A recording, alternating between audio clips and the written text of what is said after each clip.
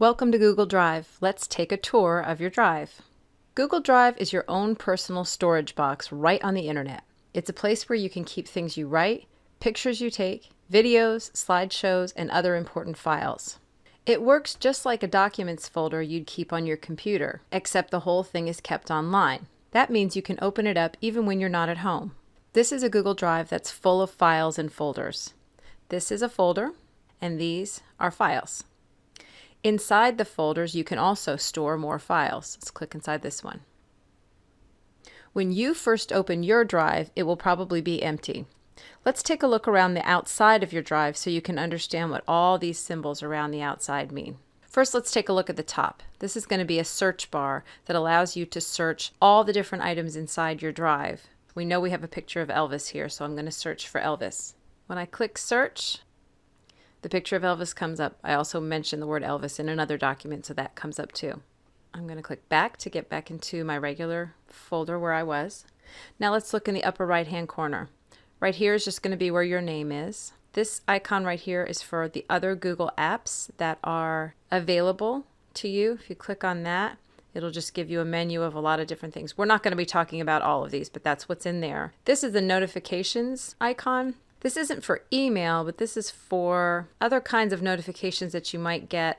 So for example, if you are working on a document with somebody else and they make a comment on it, you may get a notification there. There would be like a red number 1 or 2 or something like that to let you know. And this right here would just be a picture of you or whatever image you used for your Google account.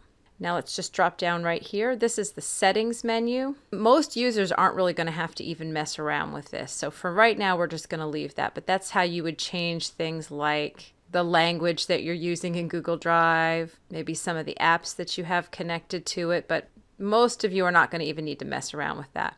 The information button here, if you click on that, it'll actually tell you either the activity that you've been doing lately, what items you created in your drive, or if you click on details, it'll tell you things like who owns this folder and that sort of thing. But if you click on individual documents, it'll give you more details about them. It'll tell you sort of like the size, the last time you messed around with it. We'll click on something else. It'll tell you how much memory is in that video.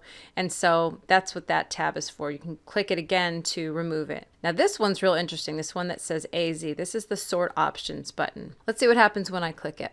I have a lot of different options for how I would want to look at the items in my Google Drive. Right now they're organized by name in alphabetical order. So first the folders are listed in alphabetical order by name, and then any extra files that are in there are also listed in alphabetical order by name. I can change the way I look at them though. If I want to change them by last modified, it's going to show me which ones I changed most recently. So you're going to see now that they're not in alphabetical order anymore. This is the last one I made any changes to. That becomes really helpful when you have a lot of items in your Google Drive and you just want to find the one that you just recently were working on. You can change your view to put things in order of how you worked on them. That's what those are. I'm going to put it back into name order so they're in alphabetical order. This here changes the way you look at them also. Right now, these are in what's called a grid view, where you almost see like pictures of some of the files. If you change it to list view, it looks a little bit more like, you know, a documents folder on your computer. And you can just click back to grid view if you prefer this view.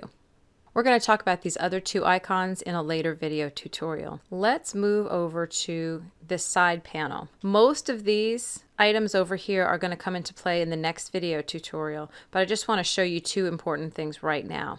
First is if I click on this little arrow beside my drive, I can actually get a huge list of all the other folders that are in my drive and look at them that way.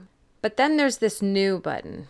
When you click on this, you get a whole bunch of other options for things that you can add to your Google Drive. Create a new folder, upload a new file, upload a new folder, and then here's the other stuff. And this is what makes Google Drive way, way better than a regular storage folder on your computer, because inside Google Drive, you have these free tools that actually allow you to create new things right inside Google Drive. So for example, you can use Google Docs to create a word processing document. This is a lot like Microsoft Word for anybody who's familiar with that. Or you can create something in Google Sheets This is a spreadsheet program. It's a lot like Excel for anybody who's used to that. And if you're not, this is just kind of like charts and graphs that you would use to keep track of things like numbers and other kinds of information. Another tool that's inside Google Drive is Google Slides. This is basically the equivalent of PowerPoint. And just like in PowerPoint, they have a whole bunch of different templates that you can use to create slideshow presentations. I'll show you one of those that's sort of finished.